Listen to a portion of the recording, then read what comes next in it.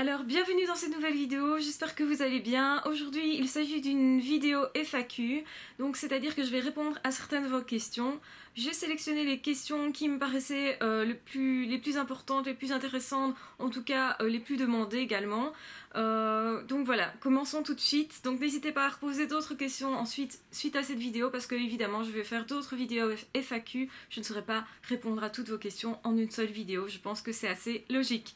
Alors, première question qui est très régulière, donc je vais y répondre même si ça concerne une question qui est très personnelle puisqu'on me pose souvent la question est-ce que tu es en couple? Alors oui, je suis en couple, ça fait 6 ans et demi pour être exact que je suis en couple, donc voilà, je pense répondre à la question de façon complète juste avec cette réponse, voilà. Alors deuxième question, comment guérir un pervers narcissique? Effectivement c'est une question qui revient régulièrement. Alors, eh bien, c'est une question que je me pose moi aussi. Je n'ai pas la réponse à cette question. Si jamais vous la trouvez, cette réponse, surtout n'hésitez pas à appeler moi parce que je suis très curieuse de, évidemment, connaître la réponse. Très curieuse. Et puis, ce serait un bienfait vraiment pour l'humanité. Malheureusement, je pense qu'on ne peut pas guérir un pervers narcissique, comme je l'ai souvent dit dans certaines de mes vidéos sur le sujet. Je pense même que le pervers narcissique devient pire avec l'âge. Donc autrement dit, il devient de plus en plus manipulateur. Il a de mieux en mieux acquis l'art de faire souffrir, malheureusement. Et je pense aussi qu'il ne souhaite pas guérir, il ne souhaite pas se remettre en question. Donc on l'a souvent vu, les pervers narcissiques n'identifient pas l'autre comme un sujet. Et je pense que ça c'est vraiment problématique. Ils ne peuvent donc pas éprouver d'empathie et non plus, ou en tout cas très peu. Et en tout cas, ils n'ont pas non plus l'envie de se développer personnellement. Je pense que ces personnes-là fuient de toute évidence leurs problèmes de fond et justement le fuient en manipulant les autres. Et je pense que c'est ça la problématique, donc ils n'arriveront jamais dans un cabinet de psy pour demander de l'aide. Ce ne sont pas généralement les personnes non plus qui s'identifient comme des pervers narcissiques, n'en sont généralement pas. Les pervers narcissiques la plupart du temps sont identifiés par les autres à l'extérieur mais ne se sentent pas eux-mêmes pervers narcissiques, en tout cas ils ne se l'avoueraient pas, quoique on entend quand même des pervers narcissiques dire clairement j'adore manipuler les autres, j'aime faire souffrir l'autre, je m'en fous des autres, de ce qu'ils ressentent, la seule personne qui compte c'est moi, des choses comme ça, ce sont des phrases qu'ils vont quand même dire, donc ils se rendent compte, en tout cas partiellement, pour certains se rendent compte vraiment de leur trouble de personnalité sans que ça leur pose d'ailleurs le moins de soucis moralement. C'est pour ça qu'on dit que les pervers narcissiques sont des psychopathes, hein, puisqu'ils n'ont pas de morale. Un psychopathe c'est ça, c'est quelqu'un qui n'a pas de morale, qui ne sait pas réellement faire la distinction entre le bien et le mal, même si tous les psychopathes ne sont pas des pervers narcissiques, bien entendu. Les psychopathes peuvent d'ailleurs se fondre dans la population assez bien, certains ne sont pas du tout dangereux, même si ils ont quand même une empathie qui est nettement moins forte, voire quasi inexistante. On le sait tous, mais voilà, donc n'allez pas faire amalgame entre pervers narcissique et psychopathie. Un pervers narcissique est psychopathe, un psychopathe n'est pas forcément pervers narcissique. Il a un trouble au niveau de l'empathie, mais c'est pas pour ça que c'est quelqu'un de mauvais qui cherche à faire du mal comme le fait le pervers narcissique. Voilà. Alors, est-ce que tu peux proposer, donc troisième question, est-ce que tu peux proposer un test de QI fiable sur internet? Eh bien non, je ne peux pas. Tout simplement parce que je trouve ça c'est une aberration en soi de penser qu'un test de QI sur internet va être vraiment fiable. Je pense que ça ne peut pas se passer d'une passation et donc d'un relationnel justement avec un prestataire.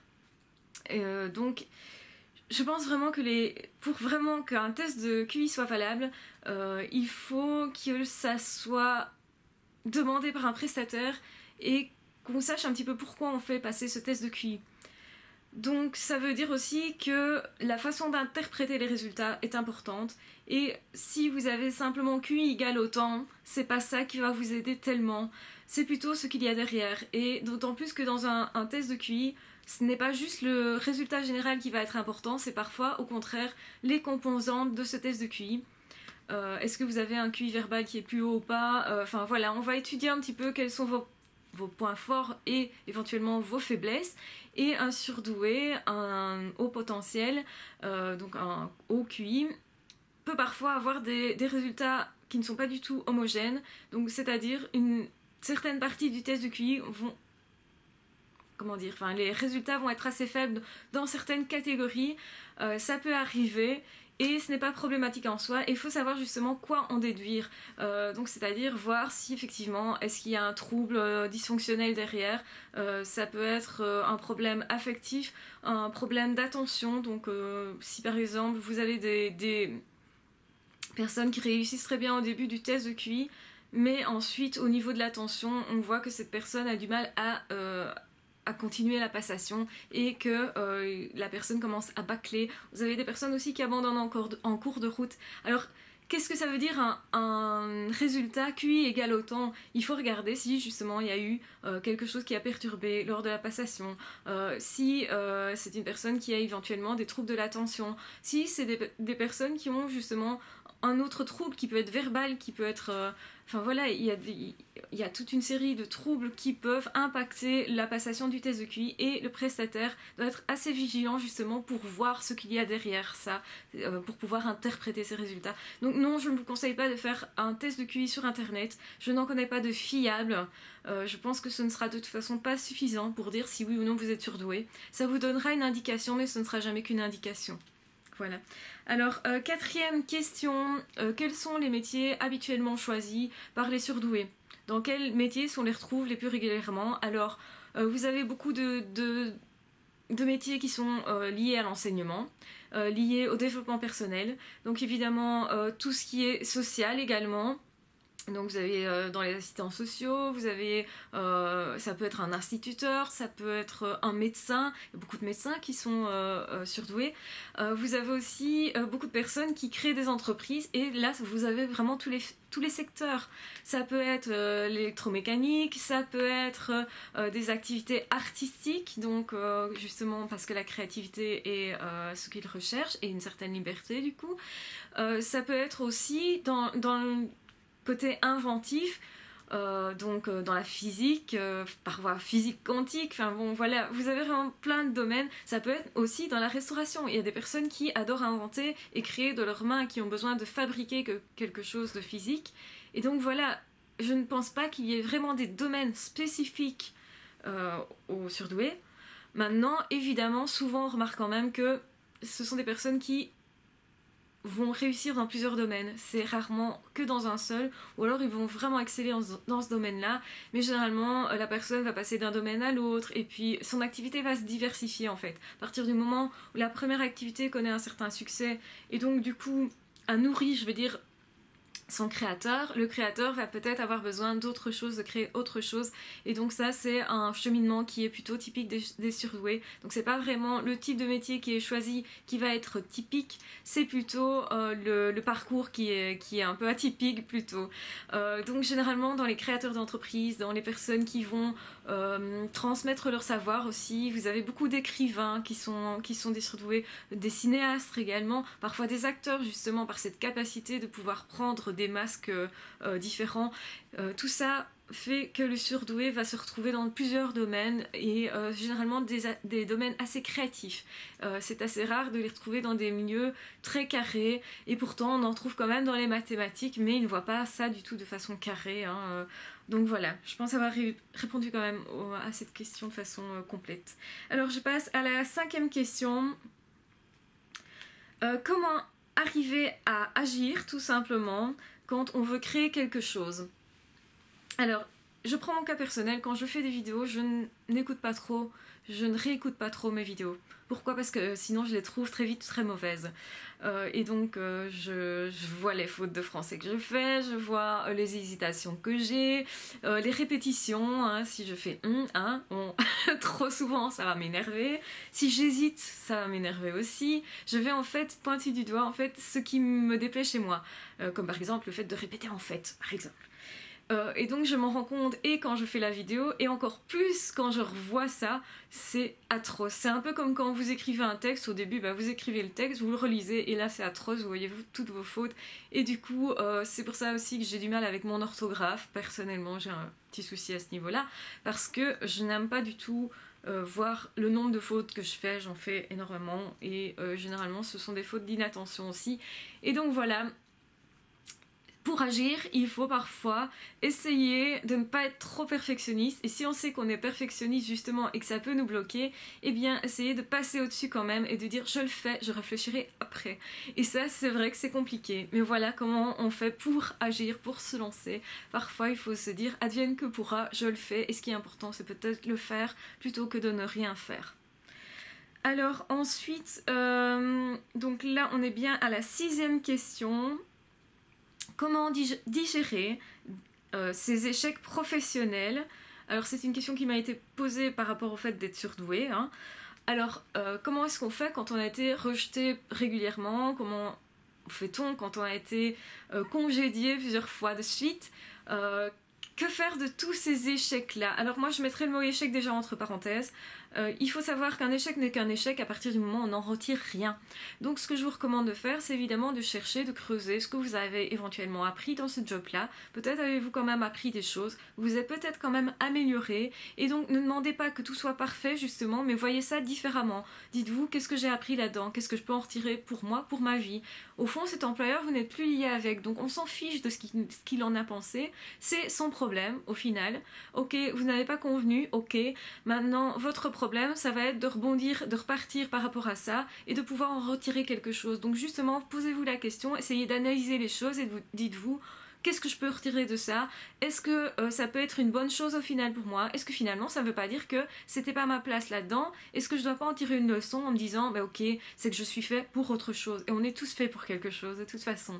Donc ne vous découragez pas, surtout essayez de prendre ça plutôt à la rigolade et avec un certain recul, même si c'est pas toujours évident, surtout quand on a des obligations financières derrière, parce qu'il faut payer les factures, il faut payer le loyer, etc.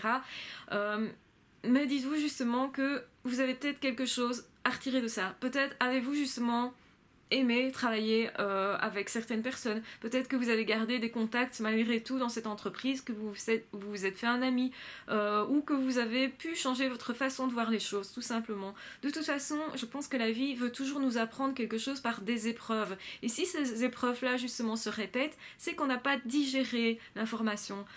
Donc, à partir du moment où on a digéré l'information, normalement, ça ne devrait plus se représenter, ou en tout cas de façon beaucoup moins tragique, puisque vous allez vous dire ok, je sais ce qui va arriver, ok, je sais comment gérer ça puisque je l'ai déjà fait, et donc du coup ça va plus vous traumatiser, ni vous arrêter, ni vous faire peur en fait, parce que je pense que c'est ça le vrai problème, c'est la peur que vous avez de ces échecs là. C'est donc ne pas vous dévaloriser par rapport à ça, voyez-vous comme une bonne personne malgré tout. C'est pas parce que vous n'avez pas convenu dans telle ou telle place que vous n'êtes pas quelqu'un de bien. Ça n'a rien à voir. Évitez de vous sentir nul justement. Et donc ça c'est une question, on va en reparler parce que j'ai une question là-dessus ensuite. Donc je continue avec la 7e question. Si un surdoué a une position d'autorité, est-ce qu'il ne risque pas de dépasser les bornes dues à son comportement d'impulsivité et de perfectionnisme? Alors il faut bien comprendre quand un surdoué a une position d'autorité, généralement, il se comporte déjà de façon très différente. Son autorité n'est pas la même qu'une autorité basique. Donc quand on pense à autorité, on va se dire c'est un chef qui va dire aux autres ce qu'il doit faire, etc. Généralement, le surdoué, quand il est chef, il est plutôt chef cool, chef copain, chef je te guide, mais voilà. Et donc, généralement, il est quand même beaucoup plus apte à se remettre en question. Alors oui, bien entendu, il va pouvoir dépasser les bornes à certains moments. Bien entendu, il va pousser les personnes qui l'entourent au-delà de leurs limites. Je pense que vraiment le surdoué est un perfectionniste justement par rapport à lui-même, parce qu'il veut mieux faire, il veut aussi aider les autres, et donc il va peut-être les pousser un peu trop loin, avec tous les risques que ça comporte, et en même temps tout aussi toutes les satisfactions que ça peut prouver.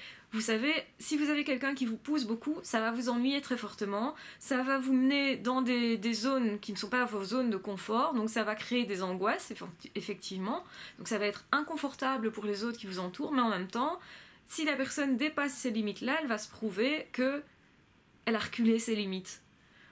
Et je pense qu'au niveau développement personnel, c'est vraiment plutôt une bonne chose, et c'est pour ça que je disais que les surdoués sont souvent dans des zones comme justement des zones de développement personnel, de création d'entreprise, où il faut se remettre en question, où il faut accepter de se tromper, des choses comme ça.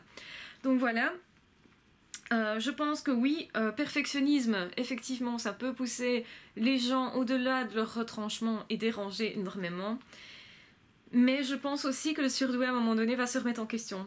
Donc il va pas traumatiser les autres juste comme ça, il va se dire oulala, qu'est-ce que je viens de faire?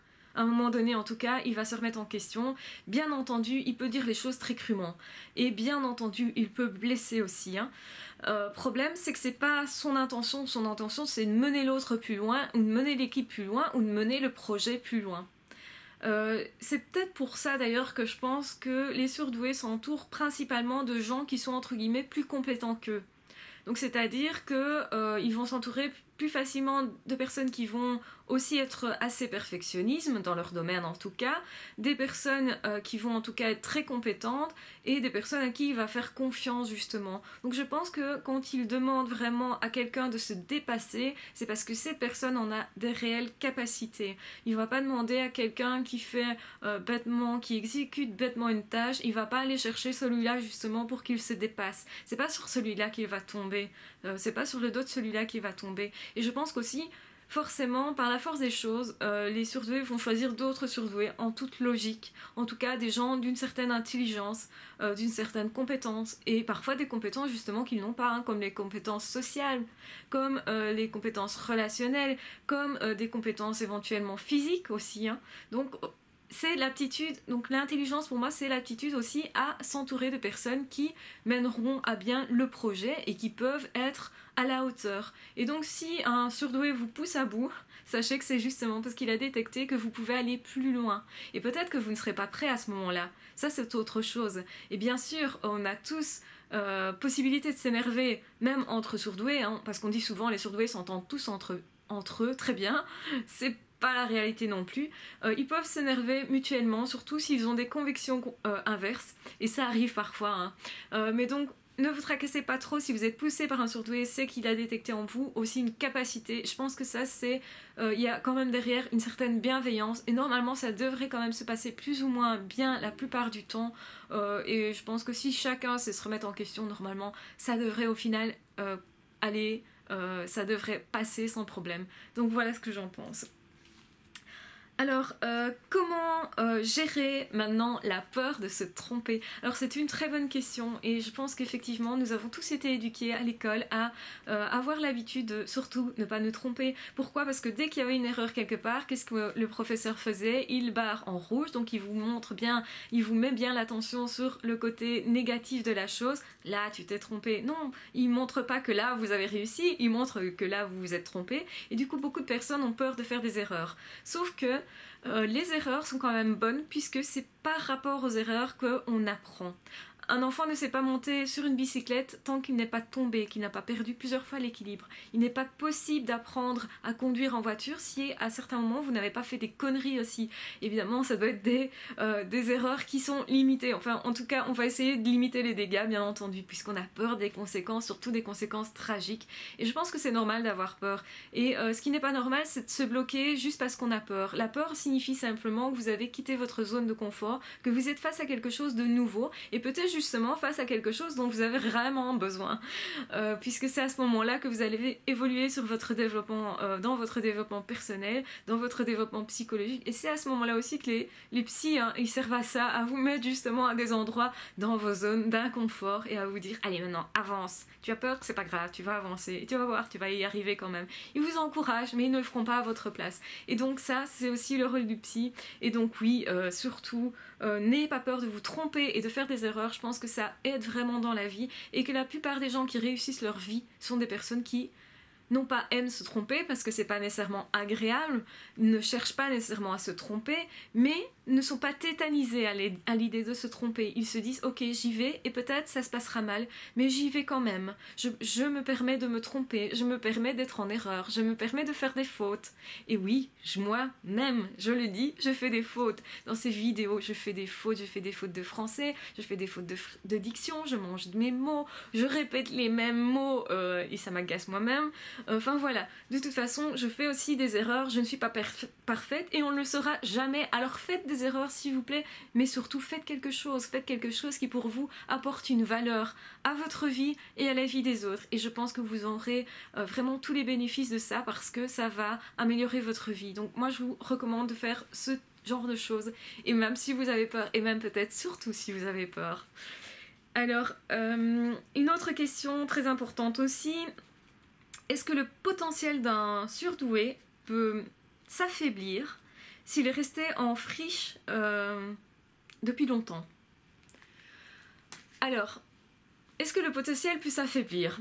Alors en fait, il faut bien distinguer de quoi on parle, parce que quand on parle de potentiel, on parle de capacité d'apprentissage. Donc le surdoué à la base, il a des capacités d'apprentissage.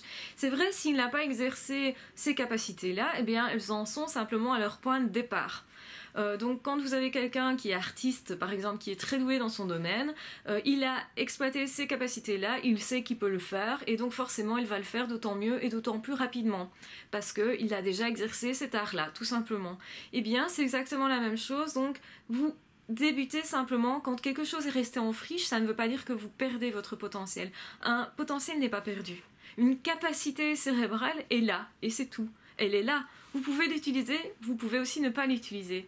Et on le sait tous, il y a des surdoués qui tombent dans des familles où c'est plutôt intellectuel, on leur donne en fait la possibilité d'être plus eux-mêmes, d'être plus créatifs. Ils avaient éventuellement des grands-parents artistes, c'est mon cas. Donc là, voilà, c'est une aubaine. Et donc du coup, effectivement, en tout cas, il y a une possibilité pour ces personnes de développer cette capacité-là.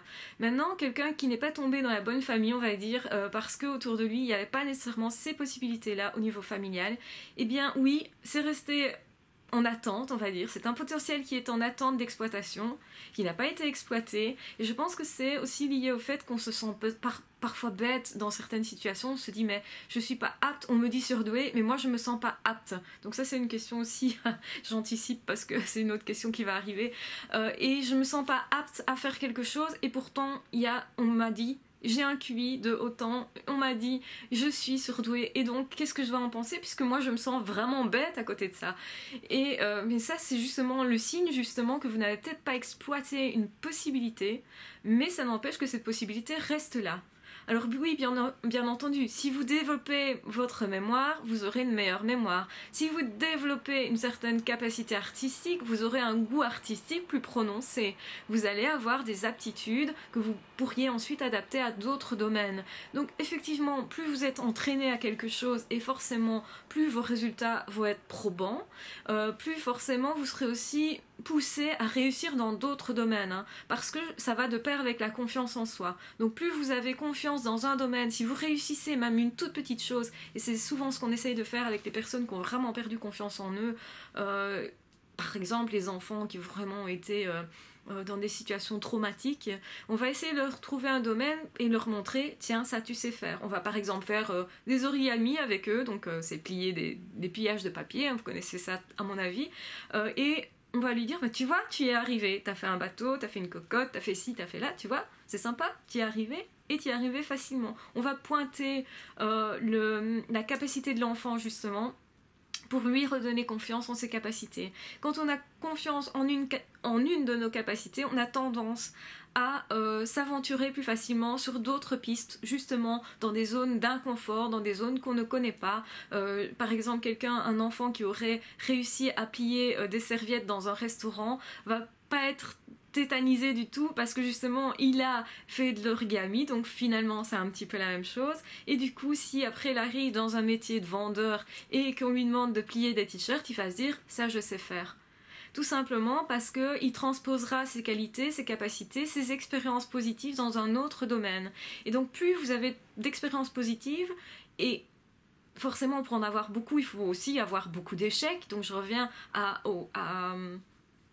ce que je vous disais tantôt, surtout faites des erreurs, surtout faites-en, parce que plus vous aurez d'erreurs, en fait plus vous avez d'essais, plus vous avez de chances d'avoir d'erreurs, mais plus vous avez de chances aussi d'avoir des réussites, et plus vous allez vous souvenir de toutes ces réussites-là, et plus évidemment ça va vous pousser dans d'autres domaines, et plus vous êtes habitué à faire des erreurs et que ça ne soit au final pas très grave, et plus vous allez oser faire des choses que vous n'osiez pas avant. Et ça, je pense que ça permet justement de se développer, et donc voilà, oui, surtout ne perdez pas confiance en votre potentiel, parce que je pense que cette question est liée à ça, à la perte de confiance éventuellement de ses facultés, de ses capacités. Non, on ne perd pas ses capacités, on les garde toute sa vie. Ça peut paraître je vais dire, pas juste pour les personnes qui n'ont pas ces capacités-là, mais justement faites-en quelque chose, parce que si vous les avez, c'est qu'elles doivent vous servir à quelque chose dans la vie, alors il n'est jamais trop tard. Hein. Donc prenez votre potentiel, prenez confiance en vous, et vous allez alors commencer à le voir s'épanouir, parce que c'est plus épanouir un potentiel qu'autre chose. Et de toute façon, vous ne sauriez pas être surdoué à un moment donné de votre vie et ne plus l'être après. Ça, ce n'est pas possible. Un enfant précoce est un surdoué adulte, automatiquement. Si je suis surdouée, pourquoi est-ce que je me sens si nulle? Donc là, j'ai un peu déjà répondu à cette question-là, puisque j'ai anticipé. Donc, je pense que c'est ça le problème, c'est que c'est le fait de se sentir nul. Alors ça, ça signale simplement un manque de confiance en vos capacités et en vous-même. Et c'est pas parce que vous avez l'impression d'être nul que vous l'êtes en fait. Et même si vous avez l'impression d'être nul, si vous acceptez justement de faire des erreurs et que rien ne soit pas parfait, parce que c'est ça, si vous acceptez d'être imparfait, si vous acceptez que éventuellement les personnes vont vous voir pas toujours sous un bon angle, vont vous voir peut-être en difficulté, c'est pas évident parfois de reconnaître je n'ai pas la réponse à votre question. C'est ce que j'ai fait tout à l'heure quand on m'a demandé comment guérir un PN. Voilà, c'est pas évident, c'est pas les zones dans lesquelles on est le plus confortable, mais au final, si vous vous sentez nul, c'est surtout que vous devez continuer de travailler votre confiance en vous, ou commencer si vous ne l'avez pas fait, mais c'est que vous avez un problème à ce niveau-là et que donc vous devez, peut-être lire des livres de développement personnel, aller éventuellement consulter pour vous faire accompagner ou vous entourer de bons amis, hein, parce que si vous avez des bons amis sur lesquels vous appuyez, des bons amis, ce sont des personnes qui vous encouragent à être plus vous-même, qui vous montrent vos capacités, qui vous donnent confiance en vous justement, et vous n'avez pas nécessairement besoin de vous faire suivre dans ce cas-là, mais si vous ressentez le besoin de vous faire suivre, n'hésitez pas, c'est que c'est à ce moment-là que vous devez le faire aussi. Donc chacun fait son chemin, chacun prend les voies qui lui correspondent, et il n'y a pas à avoir de honte à ce niveau-là, surtout pas. Alors, existe-t-il un test qui prouve de façon sûre que l'on soit au potentiel surdoué? À ma connaissance, il n'existe pas de réel test qui prouve cela.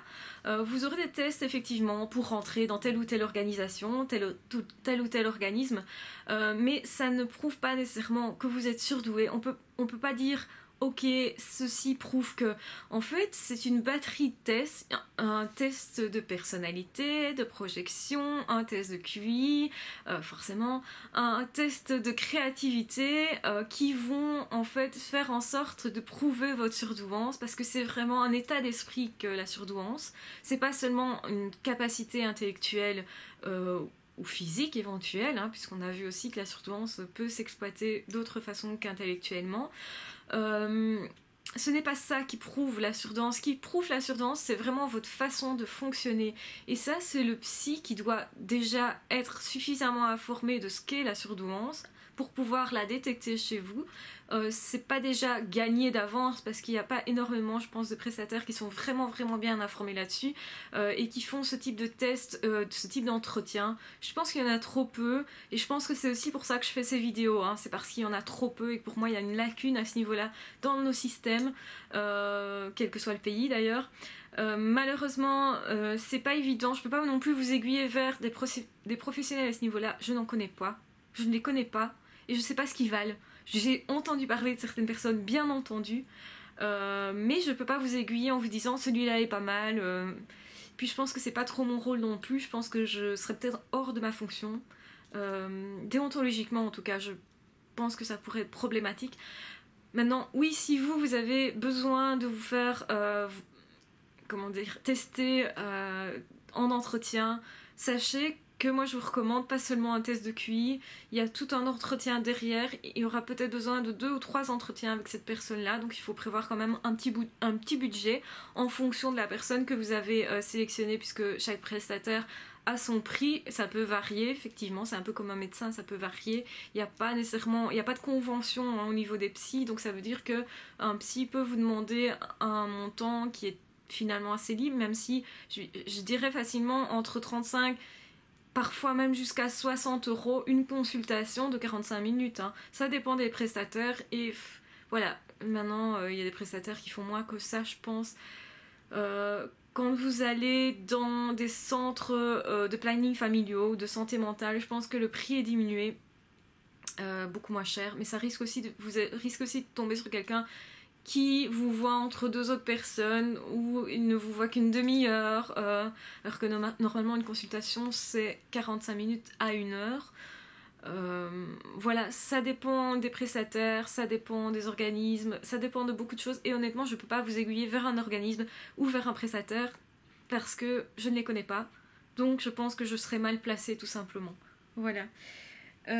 Alors, la dernière question pour cette vidéo, parce que je pense que la vidéo est déjà pas mal longue, donc après j'en referai d'autres, mais je vais essayer quand même de pas tirer trop en longueur.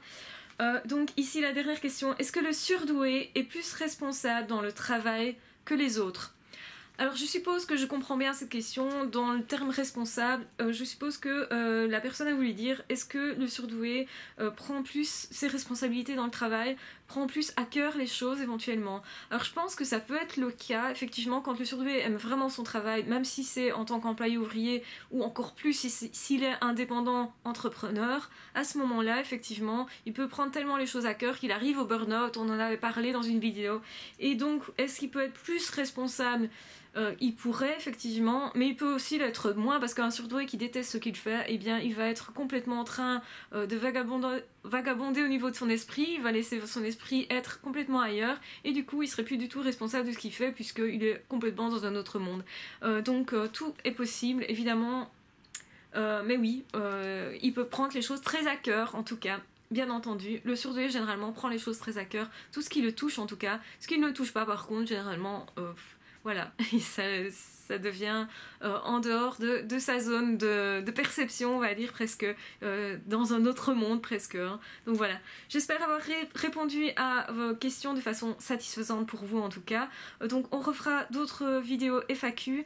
J'espère que vous aurez apprécié cette vidéo, et n'hésitez pas à me poser d'autres questions pour les vidéos à venir. Et voilà, de toute façon je vous embrasse très fort, je vous aime très fort. N'hésitez pas à vous abonner à la chaîne comme d'habitude si vous ne voulez pas manquer de vidéos, et on se retrouve très vite pour d'autres vidéos. À ciao, bye bye.